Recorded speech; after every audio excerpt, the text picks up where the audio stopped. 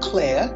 I'm well qualified for doing this because not only am I old, but or elderly, I should say, but I've experienced lots of stuff because I'm a transgendered person, which now is wonderful because I now live and work and socialize as my real self, which is a woman.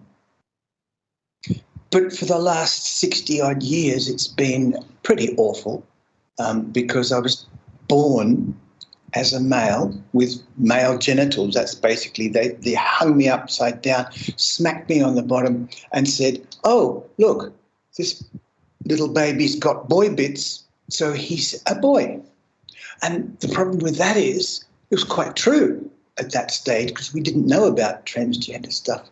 But unfortunately, I had the body of a male, but I have had the neurology and the emotions and the reactions and the personality and the thoughts and the likes and dislikes and all those things of a woman.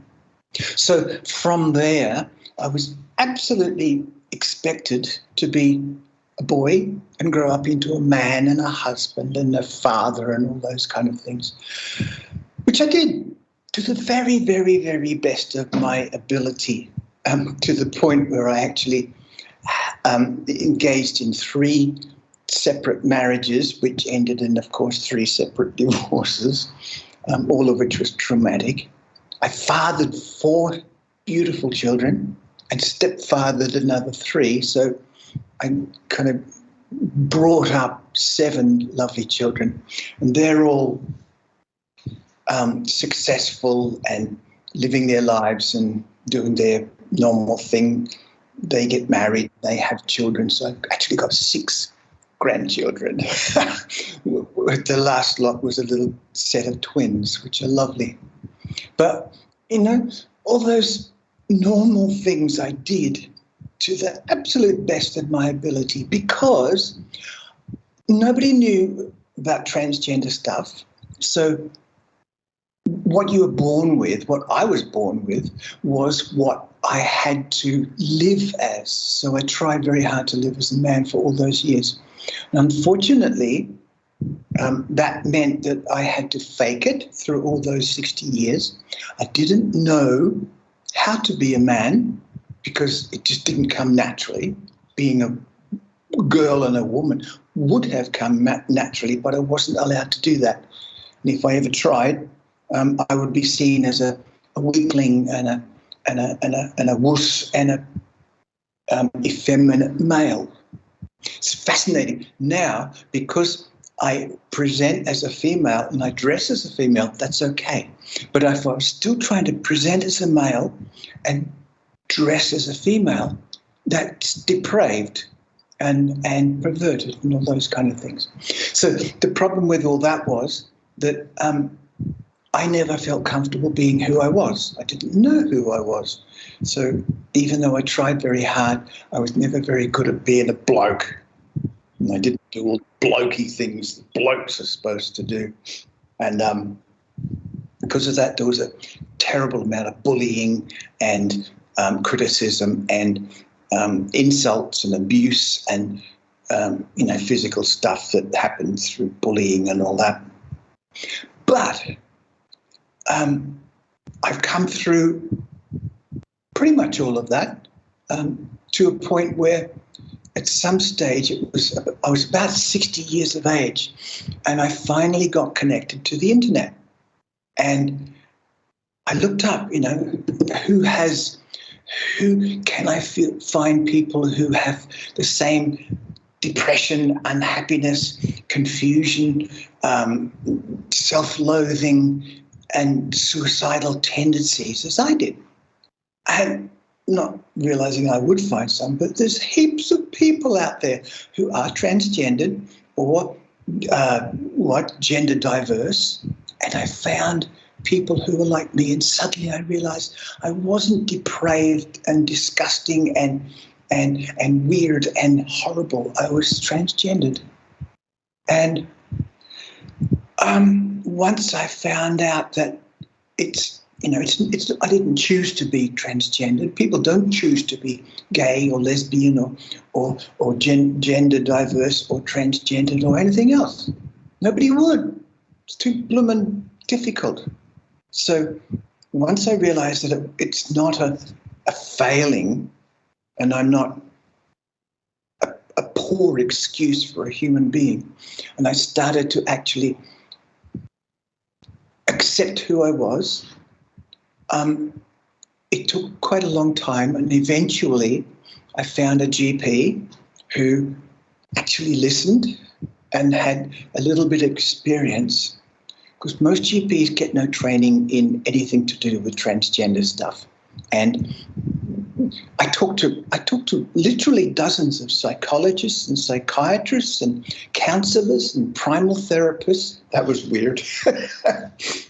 And none of them asked the question, did I fit? My name was Tony in that stage. And nobody said, Tony, do you have a confusion about whether or not you're in the kind of right body? And if somebody had said that, I would have said, wow, yes. Nobody asked that question because it wasn't something that was accepted or common or within the medical training or anything like that. So nobody offered a solution except, take antidepressants, and I've been on them for 100 years and all those things. I finally found a GP who actually listened and said, oh, perhaps you're transgendered. Wow, okay, is that good? I was referred to the Monash Gender Centre, and wonderful psychiatrist there. Like, it took 6 months. I think every 2 weeks I went and sat there and talked about how I felt while he quietly went to sleep in the corner. Do that. It was quite funny, but eventually he gave me enough tests and listened to me enough and finally wrote this most beautiful report, which I don't have a copy. I wish I had a copy, that I was a true transsexual person, that I have a female neurology in a male body. Once that happened, that seriously stopped the depression. It stopped the confusion, and it started me on a journey from there to here now, where I live happily in female company, male company, any company, as a woman. And I dress, and I'm still 6'2" tall, and I'm still built like a brick toilet, and I've got huge hands and huge feet, but that's okay, because I feel that I am this woman person, and it works out quite well, because I now live in a retirement village of about 500 people, roughly half and half, probably males and females. And for the first time in my life, I have friendships with the males and with the females, mostly with females, because I'm still quite terrified of men, because they've always been quite cruel to a transgender person. But I have this lovely relationship with these lovely elderly women, because I am one of them. And it's the most wonderful thing in the world. My kids have varied reactions to my change from male to female. One of my children, my firstborn, who's now 33, actually hasn't spoken to me for about 6 years now. And I'm not quite sure why. I sincerely hope that when he grows a little older and becomes a little possibly wiser and more mature, he's going to say, hey, Dad didn't do this maliciously or thoughtlessly, they know, whether they're in contact or not, they know that I was suicidal before I actually started this transition. And I have said to them, and I'm sure they understand, that I would not be here if I had not done that. If I had got to the point where I just couldn't bear it anymore, and the children had grown up to the point where I considered them to be able to cope with my death, I would have gone in a heartbeat. I had all my equipment and all my reasons for it and all my ways to leave this life. And I used to pray that a bus would run over me, and so it wouldn't be my fault. So my children couldn't say, "Oh, Dad's a rotten so-and-so. He left us and abandoned us." If it was an accident or disease or cancer or something like that, I would have felt it's okay, couldn't help it. But the only real reason I stayed alive is because a psychiatrist at one stage, he said to me, I was still Tony at that stage, he said to me, "My children will forgive me for pretty much anything, because no matter what happens, no matter what they do, no matter what I do, I will always be their father, and there is a genetic deep bonding, and they will forgive all kinds of things," he said, "but they will never, if I end my life before it's supposed to, they will never, ever forgive themselves for not being pretty enough, not being clever enough, not being loving enough, not being well-behaved enough or successful enough." And they will internalize that feeling, and it will cripple them. When he said that, it almost broke my heart, because it took away my possibility of ending my life. And I almost hated that man for saying that, because it was like I had this escape hatch, this doorway out of the grotesque, confused, depressed life I was leading. And he took away that doorway. And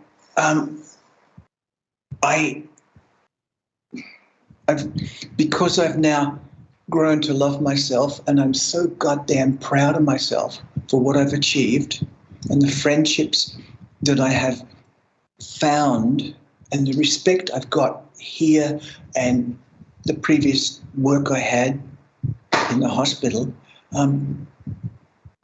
I wouldn't be dead for quids. So that's me.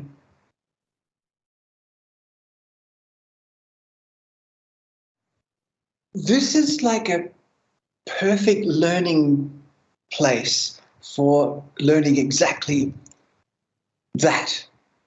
Because I'm in I'm daily contact with elderly people in this lockdown situation, which has put terrible burdens and strain on everybody. And they're all getting grumpy, and they're all having little spats and fights and disagreements and things. And I'm kind of a bit of the oil on the water, because I just say, "Oh, yeah, I know, it's awful, isn't it? But, let's get through this." And we have to kind of realize that everybody's in trouble. And I was thinking about what my answer to that question is, and it's almost like I feel like I need to separate men and women. The men that live here, they are all elderly. Most of them are a little frail. Some are quite well. Some are walking around on walking frames, and half of them have little motorized scooters and things. But the reason I see the men particularly suffering from depression possible suicide thoughts, confusion, is the fact that men tend to work over a period of their lives for their, 30, 40, 50 years in positions where they gradually gain a certain amount of expertise and authority and respect and position in society, in their workplace, and they come home and their family say, oh, Dad's doing well and I've got a promotion, and eventually men tend to rise to a position where they have a confidence in themselves and a strength in their social position, their employment position, and their family situation. It's like we build this structure around us and it supports us. We feel like useful, valuable, pillars of society. And then, because I went through the retirement, end of working life stage at the age of 73, and I had a hard time, but I had this huge pride in myself that I'd achieved this transition to keep me up high. That's why I'm still in really good shape. But some of these elderly men, they have lost their value, their authority, their self-respect, and the respect of their families and their community and their society. And I watched them, and they all react in different ways. Some of them cope quite well, but very often these good, strong, proud, intelligent men have to find something else to try to fill that gap of self-respect and authority. And very often it comes out in, they tend to shout a lot. They tend to become grumpy, impatient. They tend to avoid social situations because they are feeling so inadequate in themselves. They don't want to be exposed to social things like that. So they stay in their rooms. They avoid social interactions. They don't go to the bingo. And they don't go to the morning teas. I run an exercise class for the elderly ladies, and we have such fun, but we've never had a man participate, because for a previously professional or man of some degree of social standing to be in with a bunch of elderly ladies, being led by an elderly lady, which is me, is way beyond them. They can't do that. It's too humiliating and embarrassing. So they recede from all kinds of social events, and they just sit there and brood, and they feel sad for themselves, and they don't like to be a burden to their families, because the families are all busy with their own kids and sporting fixtures and all that. And occasionally a son or a daughter will pop in and say hello, but the sons and daughters don't want to. It's like, it's for a young person, especially if they've got children kind of coming as well, this is a pretty depressing place.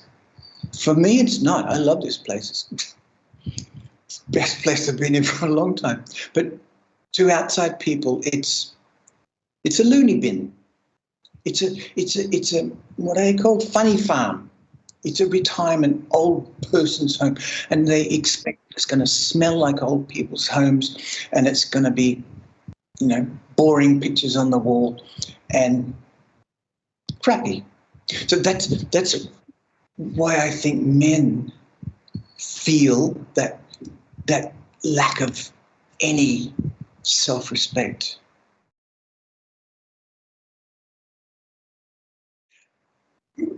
most of these women that, I'm incarcerated with, sometimes I think, have raised families. Everybody's got 2 or 3 or 4 living children and 4 or 5 or 6 grandchildren. And they've been the matriarch, the power behind this growing family, watching the kids go through school and get their jobs and get their promotions and succeed in life. And a woman has been at the center of this incredible, powerful, emotionally satisfying group of people. Mum is mum, and if you're in trouble, you go to mum. And that wonderful feeling of being useful and being a nurturing center of a family. I can imagine, I've never really had it, but I can imagine it's almost addictive. And suddenly, for whatever reason, she or they are in a situation like this where they're not having much contact, especially through this damn lockdown business. So their whole role in life finishes. It's like, what's left? It's like there was this remarkable structure around them, and suddenly there's no structure, and they're just lost. And some of them cope quite well with it, and we get together and we laugh and live reasonably pleasant, happy lives. But there's some people. I'm in a building with about 16 separate units, and there's probably maybe 4 of the people that live here that I've seen twice in the last 18 months, because they stay in their rooms, they have their meals brought to them, they don't go out, their families occasionally visit, but even so, the families come and stay for the short period of time. I mean, what's going to create more sadness, aloneness, depression and unhappiness than losing everything that's been important to you? And it's impossible to feel good. I don't know. Sorry, you. I don't know if or how many of the people that I'm living with, there's about 500, I don't know how many of them actually get to the point where they feel suicidal, but I would bet that maybe 50% have feelings of, oh, I'm a burden, I'd be better off, the kids would be better off without me, blah, blah, blah, blah, blah. I'm like most people, I hide it quite well. Because I have been feeling this and I have been talking to people, like for the last 60 years, I'm good at telling people who will listen that I'm feeling bad. Most people don't want to listen. I tend not to tell people because it's hard to find people who actually want to hear stuff like that. If the way I tend to demonstrate that I'm not feeling well, I retire into my room. If I'm feeling good, everybody knows because my door's always open. People are wandering in and wandering out. It's like Burke Street sometimes. But then when I'm not feeling 100%, I close my front door and the screen door, and people just know that they're not basically invited in. But when I do open the door, people pile in. You okay? You okay? And I say, yes, I'm okay. Leave me alone. But I know people tend to say, are you all right? It's like, if I'm not all right, I'd like to tell you I don't want to be asked, because then I have to, and usually they don't really mean it. It's just a thing to say, how are you? I said, why do you need to know that? It's like, I don't want people to ask and try to probe.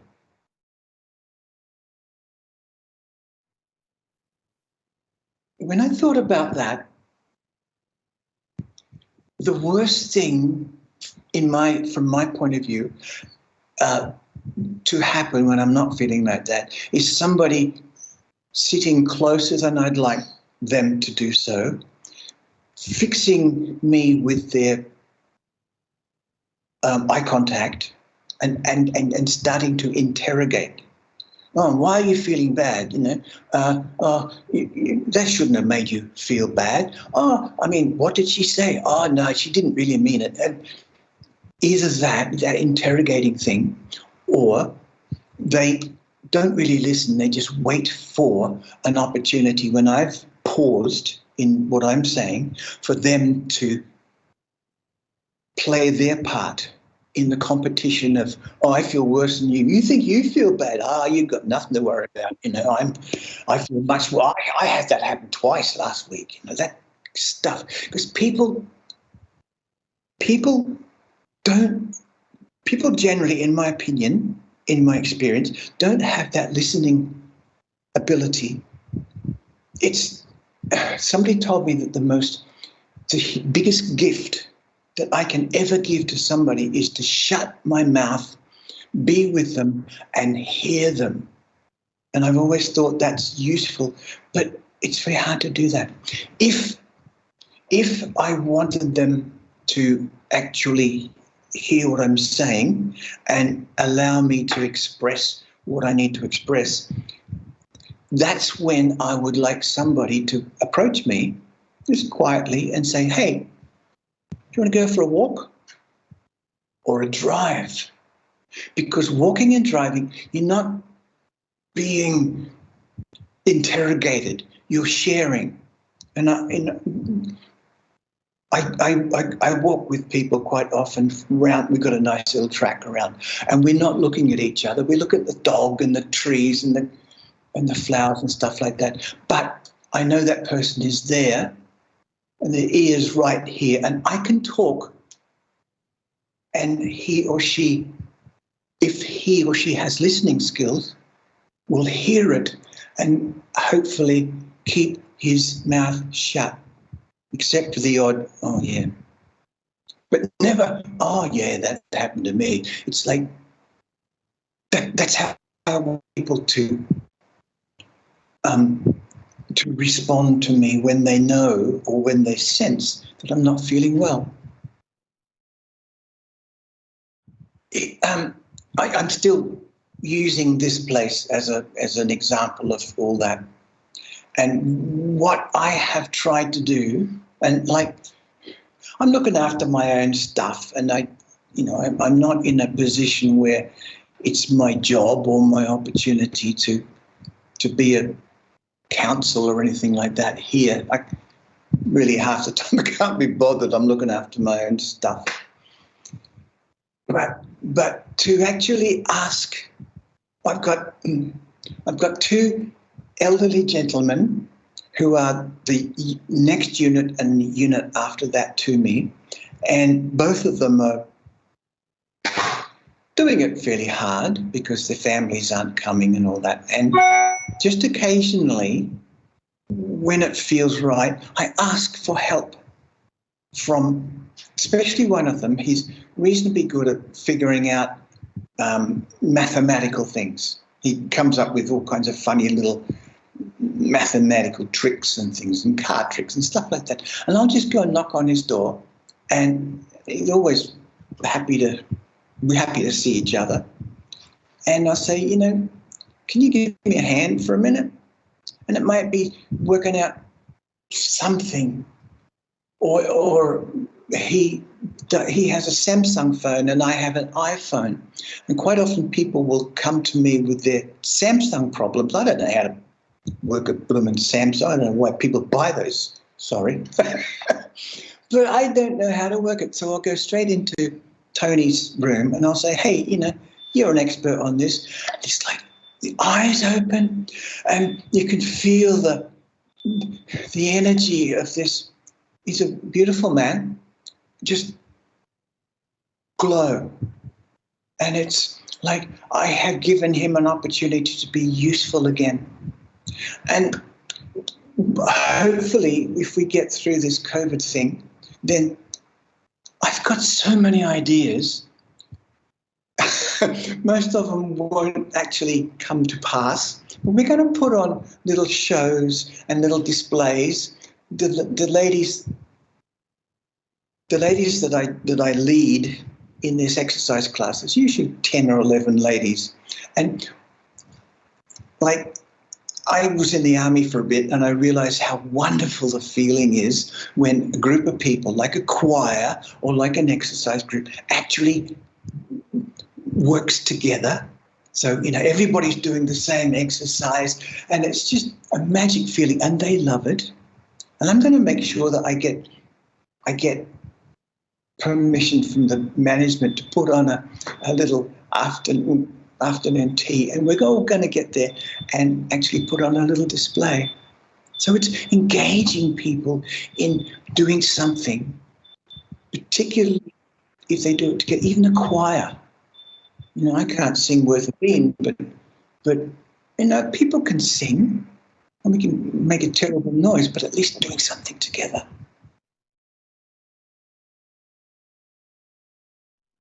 I made myself a little list. I have been very fortunate in the people that I have been helped by, as far as Eastern Health and Austin Hospital and here and Peter James, places like that, which I've been through in the last number of years, to have come across people who they were mostly mature aged. I mean, from 35 onwards. Was that mature? Middle. But when I say mature, I don't mean old mature. I mean with a certain degree of wisdom.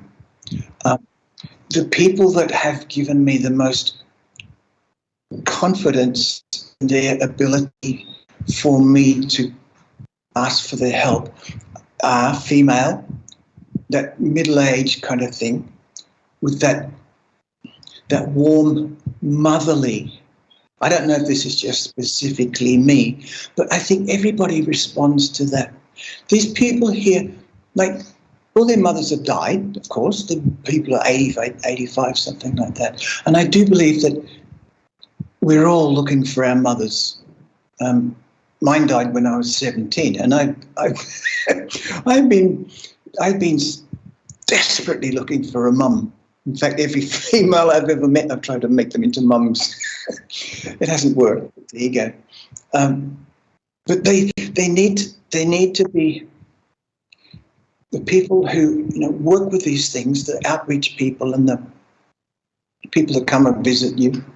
They've got to be warm, motherly, mature-aged, and have the time and the patience and the listening skills, as well as having the connections to the people in power, to the organizations that can actually do things, that make things happen, like, social workers and even hospital people that know if I have a particular problem, that they will listen and they will say, right, I have a possible answer. And that has happened to me. My really only serious suicide attempt was very serious, actually, but it was interrupted by a person like that. She actually rang me at the moment of actually, doing things, and at that stage, she said, how's things going? And I knew I had two choices. I could either say, yeah, fine, good, no worries, yep, everything's cool, tickety-boo. Or I could have said, yeah, I was just in the process of ending my life. And the wonderful thing is that I chose to be honest when I told her what I'd been doing.